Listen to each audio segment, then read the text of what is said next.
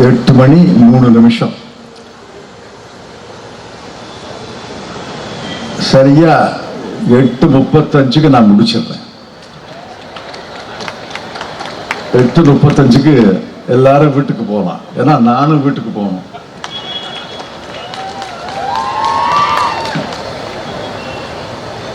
ஆனால் இன்று யாருடைய பெயர்களை சொல்லி யாருடைய பெயர்களை முன்வைத்து இந்த பொதுக்கூட்டம் நடக்கிறது இருப்பார்.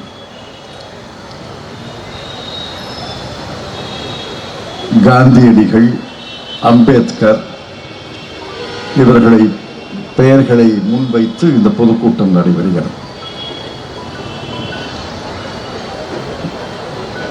இன்னும் ஒரு தலைமுறை 2 தலைமுறை இந்தியாவில் பல மாநிலங்களில் பள்ளிக்கூடத்தில் படித்தவர்களுக்கு காந்தி பெயரை சொல்ல முடியுமா, அம்பேத்கர் பெயரை சொல்ல முடியுமா என எனக்கு மிக சந்தேகம். தென்னாடு பிழைத்துக் கொள்ளும். ஆனால் வடநாட்டில் ஏறத்தாழ எல்லா மாநிலங்களிலையும் பாரதிய ஜனதா கட்சியுடைய ஆட்சி நடக்கிறது. 5 ஆண்டுகள், 10 ஆண்டுகள், 15 ஆண்டுகள் பாரதிய ஜனதா கட்சியுடைய மேலாண்மை இருந்தா பள்ளிக்கூட பாட புத்தகங்கள்ல காந்தியை பற்றி கட்டுரையை தவிர்த்து கோட்சேயை பற்றி கொட்டலாயிருக்கும். அம்பேத்கரை மறைத்து விடுவார்கள். அந்த அளவுக்கு இன்று ஒரு நாடு, ஒரு மதம், ஒரு நாடு, ஒரு மொழி, ஒரு நாடு, ஒரு கலாச்சாரம், ஒரு நாடு, ஒரு சட்டம், ஒரு நாடு, ஒரு உடை, ஒரு நாடு என்று இந்த ஒரு நாடு என்று சொல்லி அதை தொடர்ந்து வலியுறுத்தினார்கள் என்றால் இந்தியா ஒற்றுமையாக இருக்காது.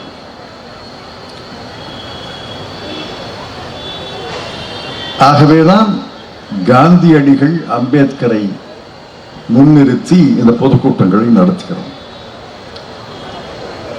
காந்தியடிகள் தான் நம்முடைய சுதந்திர போராட்டத்துக்கு தலைவர்.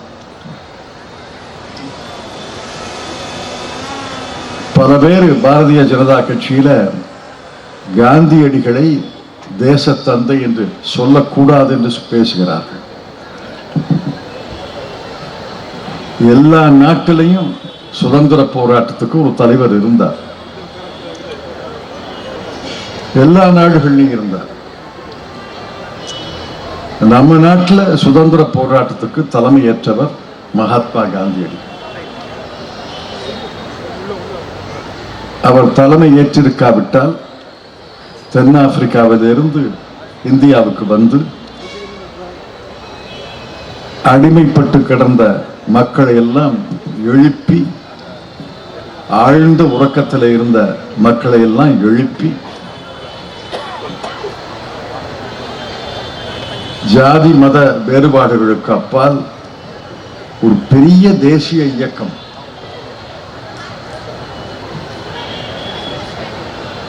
கத்தி இல்லாமல் ரத்தம் இல்லாமல் ஒரு இயக்கத்தை நடத்தி சுதந்திரம் பெற்று தந்தார் என்பதை நீங்கள் மறந்துவிடக்கூடாது. அவர் பெற்ற சுதந்திரம் வெறும் சுதந்திர நாடாக இருந்திருக்கலாம். ஆனால் சுதந்திர நாடுகள் எல்லாம் ஜனநாயக நாடுகள் அல்ல. இந்தியா சுதந்திரம் பெற்ற அதே காலகட்டத்தில் பல நாடுகள் சுதந்திரம் கிடைத்தன. அந்த நாடுகள்லாம் ஜனநாயக நாடுகளா? இல்லையே. பாகிஸ்தான் ஜனநாயக நாடா? நம்ம ஆகஸ்ட் மாதம் 15ஆம் தேதி சுதந்திரம் பெற்றோம். அவர்கள் ஆகஸ்ட் மாதம் 14ஆம் தேதி சுதந்திரம் பெற்றாங்க. அந்த நாடு ஜனநாயக நாடு இல்லையே. அதை போல பல நாடுகள் 1947 ஒட்டி பல நாடுகள் சுதந்திரம் கிடைத்தன. அவை ஜனநாயக நாடுகள் அல்ல. ஜனநாயக நாடு மட்டுமல்லாமல் குடியரசு நாடாக உருவாக்கியது அண்ணல் அம்பேத்கர் என்பதை மறந்துவிடக்கூடாது. அண்ணல் அம்பேத்கர் இல்லை என்றால் இந்த சாசனம் கிடைச்சிருக்காது. இந்த அரசியல் சாசனத்தை பாரதிய ஜனதா கட்சி ஏற்றுக்கொள்வது கிடையாது. அவர்கள் கட்சியை உருவாக்கியவர்கள், வளர்த்தவர்கள். இது இந்திய அரசியல் சாசனம் அல்ல, இது காலனி ஆதிக்கத்தின் அரசியல் சாசனம் என்று அவர்கள் இன்னும் பேசுகிறார்கள். இந்திய அரசியல் சாசனம் மனு தர்மத்தை அடிப்படையில இருக்கணும்னு சொல்றாங்க. மனு தர்மம்னா என்ன? மனு தர்மம் என்று போர்வையை போர்த்துவதால் உண்மையை மறைச்சு விட முடியாது.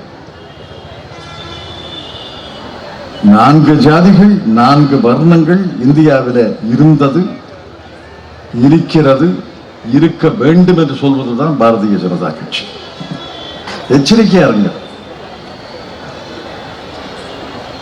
4 வர்ணங்கள், 4 ஜாதிகள், ஒரு உயர்ந்த ஜாதி,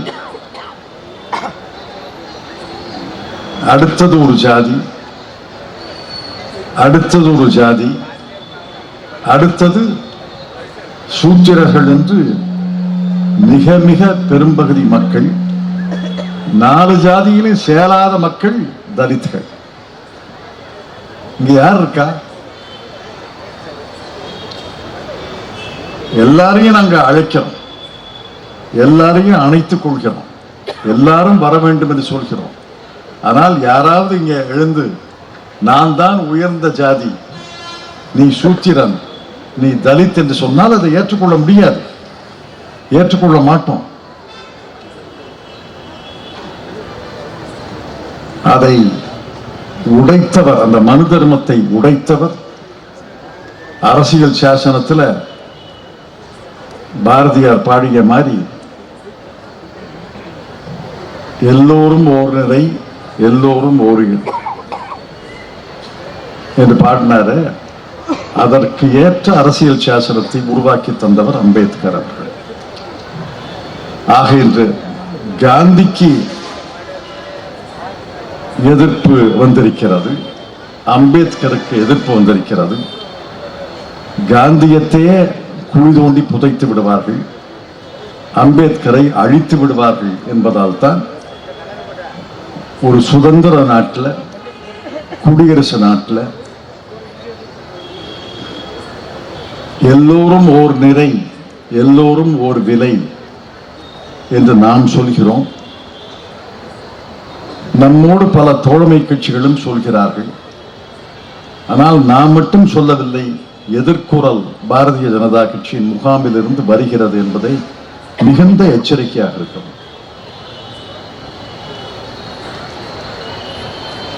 பல பேர் இங்க 1950களில் 1960களில் பிறந்திருக்க மாட்டீங்க. ஜாதி ஆதிக்கம்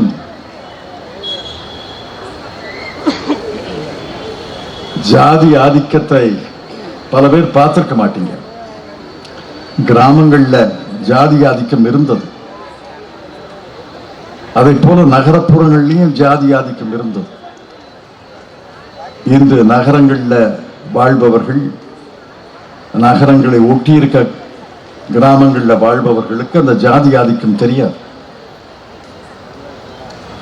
முன்னாடி எல்லாம் ஒரு ஜாதி தான், எல்லா துறையிலையும் ஒரு ஜாதி தான். ஐஏஎஸ் அதிகாரி ஒரு ஜாதி, ஐபிஎஸ் அதிகாரி ஒரு ஜாதி, உச்ச நீதிமன்ற நீதிபதி ஒரு ஜாதி, உயர் நீதிமன்ற நீதிபதி ஒரு ஜாதி, பெரிய அதிகாரிகள் ஒரு ஜாதி. அதையெல்லாம் ஏற்றுக்கொள்ள முடியுமா? இன்னைக்கும் ஜாதி ஆதிக்கம் இருக்கு. ஜாதி ஆதிக்கம் செய்ய முயற்சி செய்கிறது. அதைத்தான் ராகுல் காந்தி அவர்கள் சொல்கிறார். மத்திய அரசுல முடிவெடுக்க வேண்டிய இடங்கள்ல யார் இருக்கா? பின்தங்கிய மக்கள் இருக்காங்களா? தலித் மக்கள் இருக்கிறாங்களா? மலைவாழ் மக்கள் இருக்கிறாங்களா? இருக்கிறாங்க. விரல் விட்டு எண்ணக்கூடிய எண்ணிக்கையில இருக்கிறாங்க. இன்னும் போராட்டம் உயர. மகாத்மா காந்தி தொடங்கிய போராட்டம், அம்பேத்கர் அவர்கள் வழிநடத்திய போராட்டம் முடியல. அந்த போராட்டத்தில் நீங்களும் பங்கு கொள்ளணும். நம்முடைய உரிமைகளை நாம் தான் நிலைநாட்ட வேண்டுமே ஒழிய யாராவது நம்முடைய உரிமைகளை நமக்கு தந்து விடுவார்கள் என்று நினைக்காதே. நம்முடைய உரிமைகளை நிலைநாட்ட வேண்டும். பாரதிய ஜனதா கட்சி மேல்தட்டு மக்களுடைய கட்சி. ஜாதி ஆதிக்கத்தை மறைமுகமாக ஆதரிக்கக்கூடிய சக்தி கட்சி. காங்கிரஸ் கட்சி ஜாதி ஆதிக்கத்தை ஒழிக்க வேண்டும் என்று முடிவெடுத்து நம்முடைய தோழமை கட்சிகளோடு இணைந்து அந்த போராட்டத்தில் ஈடுபட்டிருக்கோம். ஜாதி ஆதிக்கம் எப்படி ஒழியும்? அதைத்தான் திருமதி சோனியா காந்தி 10 ஆண்டுகள் டாக்டர் மன்மோகன் சிங் அவர்கள் பிரதமராக இருந்த காலத்தில் அதைத்தான் நமக்கு சொல்லி தந்தார். ஜாதி ஆதிக்கம் எப்படி ஒழியும்?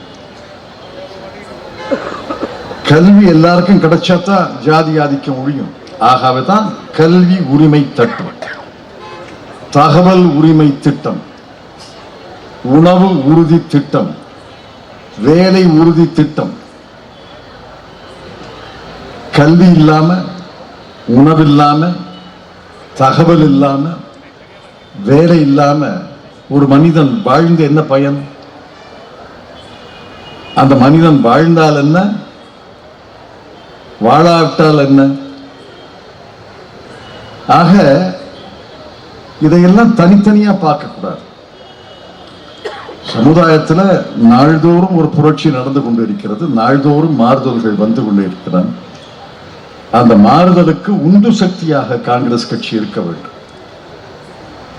அந்த மாறுதல் வந்துவிடக்கூடாது என்பதற்கு மிகப்பெரிய தடுப்பு சக்தியாக பாரதிய ஜனதா கட்சி இருக்கிறது. அந்த மாறுதல் இன்னும் வேகமாக வாழ வேண்டும். எல்லாருக்கும் கல்வி, எல்லாருக்கும் உணவு, எல்லோருக்கும் தகவல், எல்லோருக்கும் வேலை என்ற நிலை வர வேண்டும்.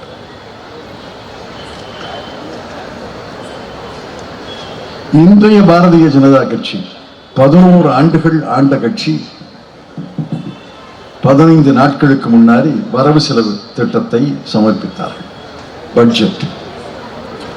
இந்த பட்ஜெட் யாருக்காக போடப்பட்டது? 15 நாட்களுக்கு முன்னாடி தந்த பட்ஜெட் பாரதிய ஜனதா கட்சியினுடைய வேஷத்தை கலைத்து விட்டது.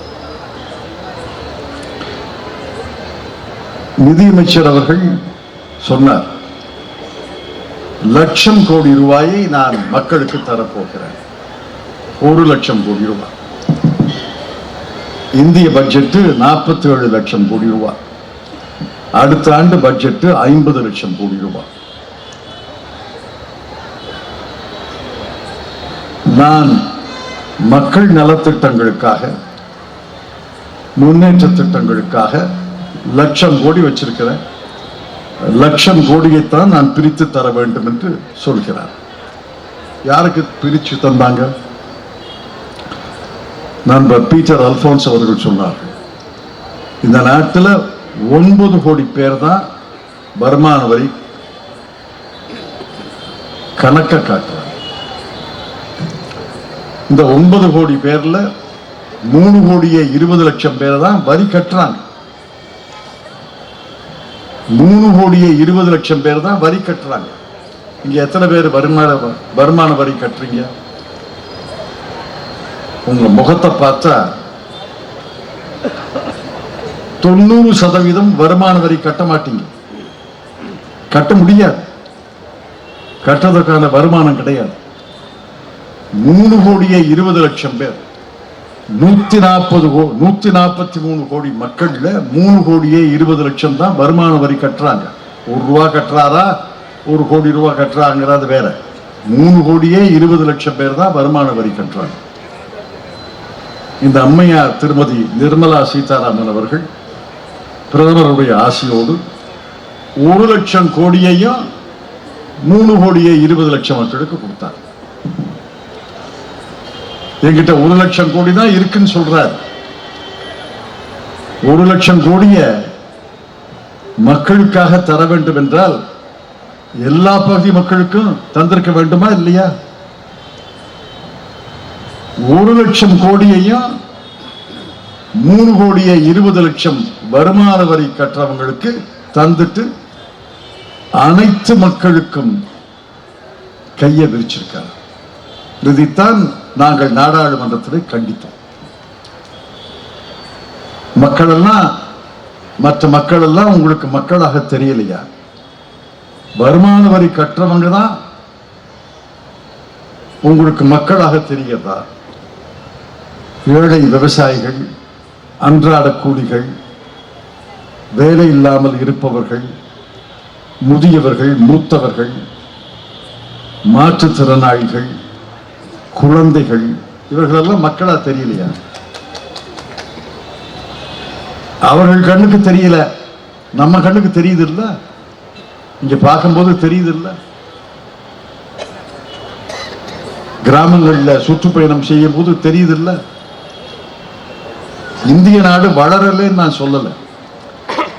இந்திய நாடு நம்முடைய ஆட்சி காலத்துல 10 ஆண்டுகள் மன்மோகன் சிங் காலத்துல 6.8% வளர்ச்சி. இப்ப நரேந்திர மோடி அவர்கள் காலத்துல 5.9% வளர்ச்சி. ஏதோ வளருது, நான் வளரலேன்னு சொல்லல.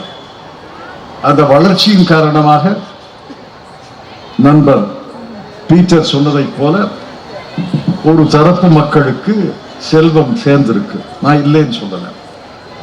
ஆனா மிகப்பெரிய பகுதி மக்கள் எந்த நிலையில இருக்கிறாங்க?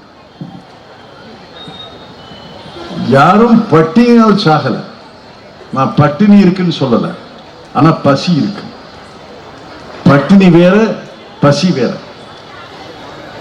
எத்தனை குடும்பங்கள் 3 வேளையும் சமைச்சு சாப்பிடுறாங்க? இந்தியாவில் பல குடும்பங்கள் 2 வேளை தான் சமைச்சு சாப்பிடுறாங்க. பல குடும்பங்கள் 1 வேளை தான் சாப்பிடுறாங்க. பட்டினியால் யாரும் சாகவில்லை என்பதை நான் ஏற்றுக்கொள்கிறேன். ஆனால் பசி இருக்கா இல்லையா? எத்தனை குடும்பங்கள் இரவில் உலை வைக்க முடியாமல் இருந்தார்? அவர்களை கருத்திலே கொண்டுதான் 100 நாள் வேலை வாய்ப்பு திட்டத்தை கொண்டு வந்தோம். காலையில ஏதோ கஞ்சி சாப்பிடுறாங்க, மத்தியான உணவு சமைச்சு சாப்பிடுறாங்க, இரவுல வீட்டுக்கு குடும்ப தலைவனோ குடும்ப தலைவியோ 4 காசு சம்பாரிச்சு வராட்டி இரவுல உல வைக்க முடியாது. அதை பார்த்துத்தானே 100 நாள் வேலை வாய்ப்பு திட்டம். அந்த 100 நாள் வேலை வாய்ப்பு திட்டத்தை குஜராத் முதலமைச்சராக இருந்த நரேந்திர மோடி அவர்கள் இதை ஒழிக்கணும்னு பேசினார். பிரதமராக வந்த பிறகு அவருக்கு கட்டாயம் 100 நாள் வேலை வாய்ப்பு திட்டத்தை ஒழிக்க முடியவில்லை. எப்படி சமாளிச்சார் தெரியுமா? காங்கிரஸ் கட்சியினுடைய ஆட்சியினுடைய அவமான சின்னமாக இது இருந்துட்டு போகும். இன்னைக்கு என்ன நிலையில அந்த 100 நாள் வேலை வாய்ப்பு திட்டம் இருக்கு? 2022-23 86,000 கோடி, 2023-24 86,000 கோடி, நடப்பாண்டு 2024-25 86,000 கோடி, அடுத்த வருஷம் 2025-26 அதே 86,000 கோடி. எப்படி? அதனுடைய விளைவு என்ன? 100 நாள் வேலை வாய்ப்பு திட்டம்னு திட்டத்துக்கு ஒரு பெரிய பெயர் இருக்கிறதே ஒழிய போன வருஷம் சராசரியாக இந்தியாவில் அந்த வேலை செய்யறவங்களுக்கு ஆண்டுக்கு கிடைத்தது 52 நாட்கள். 100 நாள் கிடைக்கல, 52 நாட்கள். இந்த ஆண்டு இன்று வரை 44 நாட்கள் தான். மார்ச் மாதம் 31ஆம் தேதி இந்த ஆண்டு முடிஞ்சிடும். ஏப்ரல்ல இருந்து மார்ச் வரைக்கும் தான். அதே 86,000 ஒதுக்குறாங்க. 86,000 கோடி இந்தியாவில் 100 நாள் வேலை வாய்ப்பு திட்டத்தை யார் செய்கிறாங்க? ஏழைகளில் பரம ஏழைகள், வறியவர்கள் தானே 100 நாள் வேலை வாய்ப்பு திட்டத்துக்கு போறாங்க. யாராவது பட்டுப்புடவை கட்டிக்கிட்டு 100 நாள் வேலை திட்டத்துக்கு போறாங்களா? ஏழைகள்ல பரம ஏழைகள் தான் அந்த வேலைக்கு போறாங்க. வேற வேலை கிடைச்சா அது போக மாட்டாங்க. அந்த வேலைக்கு போவது ஒன்றும் பெரிய கௌரவம் இல்லை, வேற வேலையே கிடைக்கல, ஆகவே அந்த வேலைக்கு போறாங்க. 1,00,000 கோடி இருந்தது. 1,00,000 கோடியில இந்த ஆண்டு 86,000 கோடி தான் ஒதுக்கி இருக்கிறோம். அடுத்த ஆண்டு 86,000 கோடி ஒதுக்கினால் போதாது, 1,00,000 கோடி ஒதுக்கலாமல் ஒரு 14,000 கோடி ஒதுக்கி இருக்கலாமா இல்லையா? பண்ணலையே. போன வருஷம் இருந்த 86,000 கோடி, இந்த வருஷம் இருக்கிற 86,000 கோடி, அடுத்த வருஷமும் அதே 86,000 கோடி. இவர்கள் நோக்கம் என்னவென்றால் இந்த 100 நாள் வேலை வாய்ப்பு திட்டத்தை ஒழித்து விட வேண்டும், காலப்போக்கில் ஒழித்து விட வேண்டும். பணம் தராம இப்ப சொன்னாங்க பல பேர் 4 மாசமா சம்பளம் வரலன்னா, வேலை பார்த்தவங்களுக்கு 4 மாசமா சம்பளம் வரல. இதை போன்று ஒவ்வொரு திட்டத்திலையும் குறைச்சிருக்காங்க. சரி, 1,00,000 கோடி வருமான வரி கட்டுறவங்களுக்கு கொடுத்தாங்களே, ஏழைகளுக்கு மட்டும்தான் கொடுத்தாங்களா? சரி, 1,000 ரூபாய், 2,000 ரூபாய், 3,000 ரூபாய் வருமான வரி கட்டுறவங்களுக்கு சலுகை தர்றேன்னு சொல்லியிருந்தா கூட புரிஞ்சுக்க முடியும். இந்த 3,20,00,000 பேர்ல 2,27,000 பேர் ஆண்டுக்கு வருமானம் 1 கோடி ரூபாய், அவர்களுக்கு சலுகை. 262 பேர் ஆண்டு வருமானம் 100 கோடி ரூபாய், அவர்களுக்கு சலுகை. 23 பேர் ஆண்டு வருமானம் 500 கோடி ரூபாய், அவர்களுக்கு சலுகை. நான் கேட்கிறேன், 500 கோடி சம்பாதிக்கிறவனுக்கு சலுகை வேண்டுமா?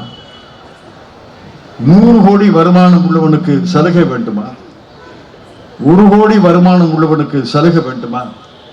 சலுகை கொடுத்தது மட்டுமல்ல, அதை நியாயப்படுத்துறாரு நிர்மலா சீதாராமன் அவர்கள். நான் கேட்டேன்,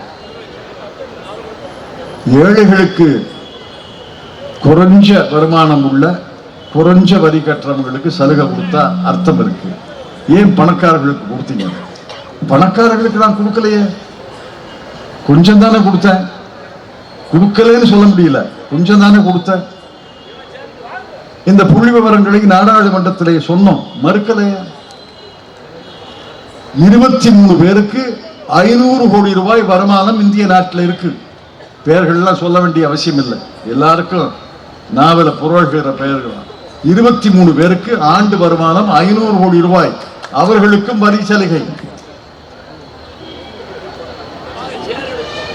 இங்க ஏழை எளிய மக்களை பத்தி ஒரு வார்த்தை கூட பட்ஜெட் உரையில கிடையாது. உணவு பணவீக்கம் 6.18%, 6% மேல உணவு பணவீக்கம். கல்வி கட்டணம், கல்விக்கு செலவழிப்பது பணவீக்கம் 11%. நண்பர் பீட்டர் அல்ஃபான் சொன்னார், இந்திய நாட்டில் மேல் தட்டு ஒன்று இருக்கு, நான் இல்லைன்னு சொல்றேன். 1% மேல் தட்டு இருக்கு. உலக பணக்காரர்கள் வரிசையில் அவங்க இருக்காங்க, உலக பணக்காரர்கள் வரிசையில் இருக்கிறாங்க. முன்னாடி எல்லாம் டாடா பிர்லான்னு சொன்னாங்க, இப்ப டாடா பிர்லா எல்லாம் ஏழை ஆயிட்டாங்க, வேற பெயர்கள் வந்திருக்கு, வேறு பெயர்கள் வந்திருக்கு. சரி, அந்த மேல் தட்டை பார்க்க முடியுது, அதுக்கு கீழே நடுத்தர வர்க்க மக்கள்னு ஒரு 30% இருக்காங்க. ஒத்துக்கிறேன், 30% மக்கள் வெள்ளை சட்டை போட்டிருக்காங்க, நல்ல புடவை கட்டுறாங்க, அந்த குழந்தைகளுக்கு காலணி இருக்கு, செருப்பு இருக்கு, நகையும் போட்டிருக்கிறாங்க, வண்டி வச்சிருக்காங்க, 2 வீலர் வச்சிருக்காங்க, ஒரு வீடு இருக்கு. நான் இல்லைன்னு சொல்லல. நடுத்தர வர்க்க மக்கள் இருக்காங்க. மேல்தட்டு வர்க்க மக்கள் உங்களுக்கு தெரியுது, நடுத்தர மக்களும் தெரியுது. அதுக்கு கீழே உங்க பார்வையே போக மாட்டேங்குது. கீழே இருக்கிற 50% எப்படி இருக்காங்க? 70 கோடி மக்கள் எப்படி இருக்காங்க? இந்தியாவில் சராசரி வருமானம், சராசரி செலவு தனிநபருக்கு கிராமப்புற பகுதிகளில் 4200 ரூபாய், நகர்ப்புறங்களில் 7000 ரூபாய். ஒரு குடும்பத்தில் 4 பேர் இருக்காங்கன்னு வைங்க. ஒரு குடும்பத்தில் 4 பேர் இருக்காங்கன்னா 4 பேருக்கு சேர்த்து 17000 ரூபாய் மாச வருமானம் கிராமத்தில். நகர்ப்புறத்தில் 28000 ரூபாய். 17000 ரூபாயில எப்படி குடும்பம் நடத்துறது? 17000 ரூபாய் 4 பேர் இருக்காங்க. 4 பேருக்கு வீடு, போக்குவரத்து, கல்வி, மருத்துவ செலவு, அனைத்து செலவுகளும், கல்யாணத்துக்கு போகணும்னா போக்குவரத்து, அனைத்து செலவுகளும் 17000 ரூபாயில அடக்க முடியுமா? 17000 ரூபாயில அடக்கிறாங்க. ஆகவேதான் ஏழையா இருக்காங்க, கடன் வாங்குறாங்க. இந்திய குடும்பங்களுக்கு கடன் சுமை அதிகரித்து வருகிறது என்று ரிசர்வ் வங்கி அறிக்கை சொல்லுங்க. இந்திய குடும்பத்தில் கடன் வாங்குறாங்க. நீங்க யாராவது சொல்லுங்க, நாங்க கடனே வாங்கல குடும்பத்திலன்னு சொல்லுங்க. கடன் வாங்காத குடும்பம் இருக்கா? 10ல் 1 இருக்கும். கைமாத்து கடனால வாங்குறீங்கல்ல, அதெல்லாம் இந்த நிர்மலா சீதாராமன் ஒத்துக்க மாட்டீங்களாங்களே. நான் கேட்டேன், மேலேயே பாக்குறீங்க, மேல் தட்டை பாக்குறீங்க, நடுத்தர வர்க்க மக்கள் பாக்குறீங்க, கொஞ்சம் கீழே பாருங்க. இது அகில இந்திய சராசரி. மேல்தட்டு, நடுத்தர வர்க்க மக்கள், கீழ் மக்கள் அனைவருக்கும் சராசரி. கீழ்பாதியை மட்டும் பார்த்தா இந்த 4000 கூட வராது. கீழ்பாதியில கீழ்பாதி 25% மக்கள் மிக மிக வறியவர்கள். டெல்லியில, சென்னையில பாலங்களுக்கு கீழே படுக்கிறாங்க, வீடு கிடையாது, பிச்சை எடுக்கிறாங்க. அந்த 4 சந்திப்புல பிச்சை எடுக்கிறாங்க. இலவச உணவு எங்கேயாவது கிடைக்குமான்னு தேடி போறாங்க. எங்கேயாவது கோயில்ல மத்தியானம் சாப்பாடு போடுவாங்களா, சீக்கிய தர்காவில் சாப்பாடு போடுவாங்களான்னு தேடி போறாங்க. இன்னும் ஏழைகள் 25% என்பது 25 இல்ல, 25% என்பது இந்தியாவில் ஏறத்தாழ 35 கோடி மக்கள். 35 கோடி மக்களுக்கு வசதியாக இருக்காங்க. யோசிக்கணும். நமக்கு மேலே இருக்கவங்களை பார்த்து பொறாமப்படல, ஆசைப்படலாம். கீழே இருக்கவங்களை பார்த்து பரிதாபப்பட வேண்டாமா இல்லையா? நமக்கு கீழே பல பேர் இருக்காங்க, பல பேருக்கு அது தெரியல. நம்ம விட வறியவர்கள், நம்மை விட ஏழைகள். அது இந்தியாவுடைய பிரதமருக்கு தெரியல, இந்தியாவுடைய நிதியமைச்சருக்கு தெரியலங்கிறது தான் எனக்கு வரும். அவர்களுக்கு என்ன சலுகை?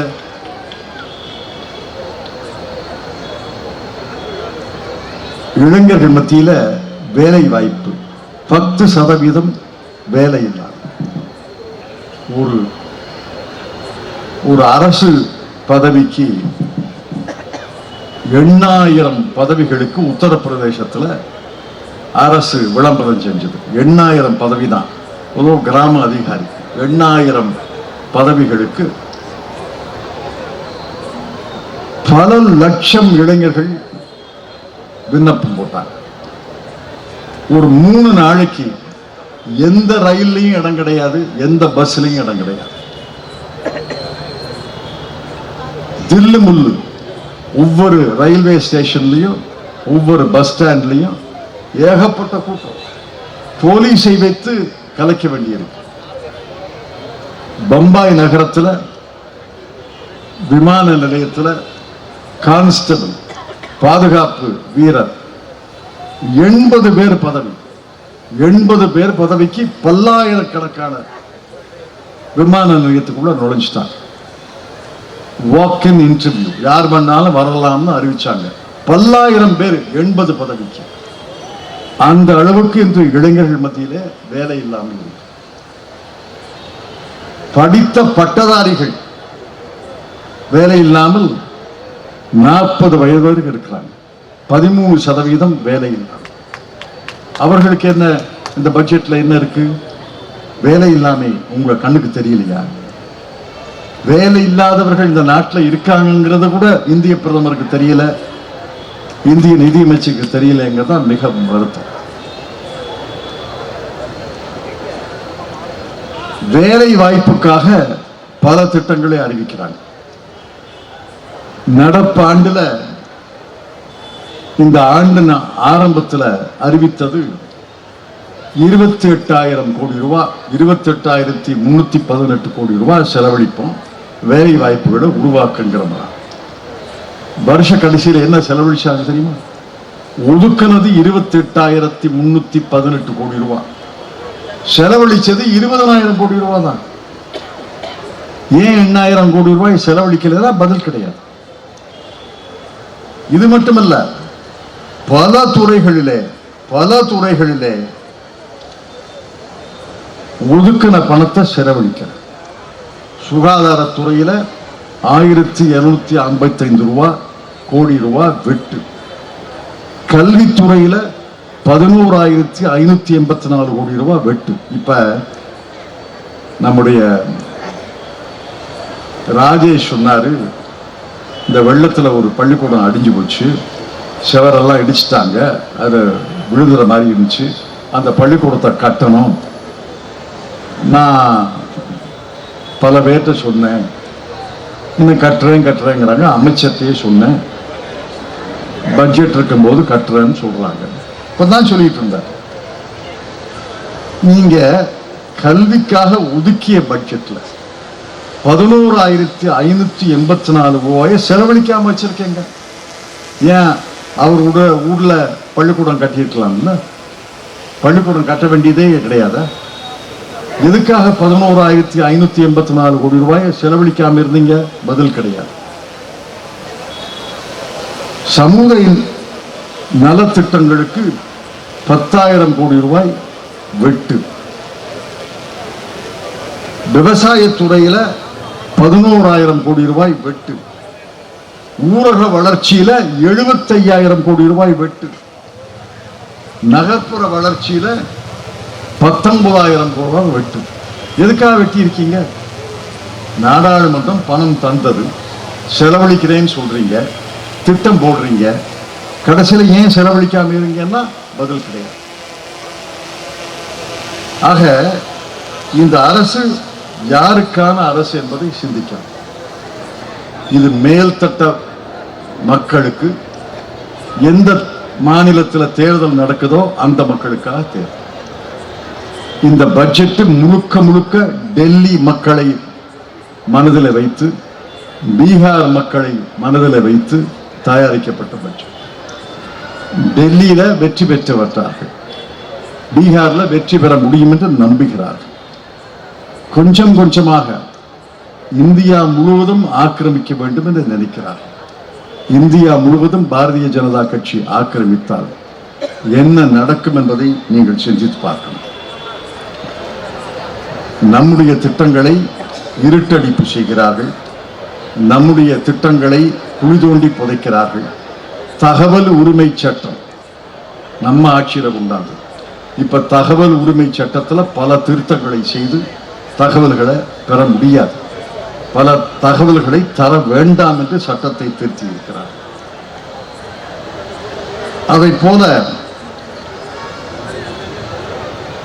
பெரும் பணக்காரர்களுக்கு ஆதரவாக இந்த அரசு செயல்படுகிறது என்று குற்றச்சாட்டு.